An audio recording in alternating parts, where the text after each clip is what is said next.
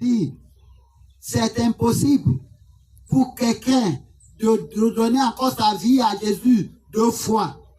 Même manière que le baptême se fait une fois, c'est même manière la repentance se fait une fois. La repentance se fait une fois. Dès que vous avez donné votre vie à Jésus une fois, c'est éternel. C'est à vous de vivre selon cette parole, selon l'engagement que vous avez pris.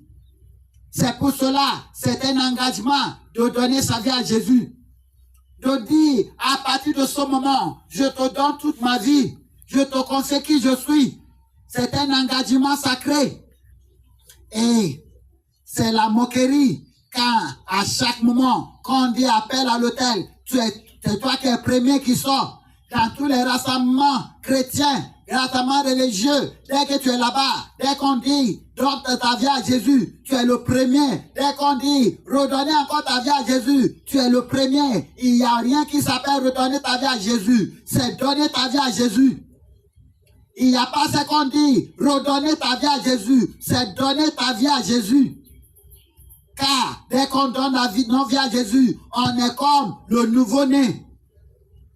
Le nouveau-né ne va pas repartir dans le ventre de sa maman pour ressortir. Le nouveau-né est venu. Il est obligé de commencer à s'adapter à la manière de vie de tous les jours. C'est mes manières. Ceux-là qui ont déjà goûté le don céleste, la puissance de ce Dieu, à chaque moment que vous retournez pour redonner votre vie à Jésus, vous vous manquez de ce Jésus.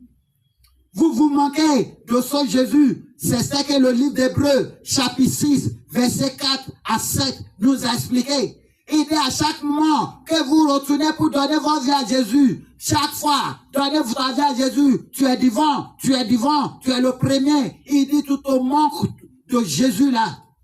Tu le traînes à terre. Tu le traînes à terre. C'est ce qui nous amène dans nos prédications. Multiples repentances, c'est un péché. Les multiples repentances, c'est un péché.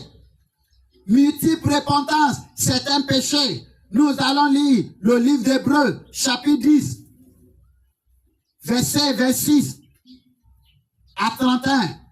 Le livre d'Hébreux, chapitre 10, verset 26 à 31. Verset 26. Car si nous péchons volontairement, après avoir reçu la connaissance de la vérité, il ne reste plus de sacrifice pour le péché. 27. Mais une attente terrible du jugement et l'ardeur d'un feu qui dévorera les rebelles. 28. Celui qui a violé la loi de Moïse meurt sans miséricorde sur la déposition de 2 ou 3 témoins. 29.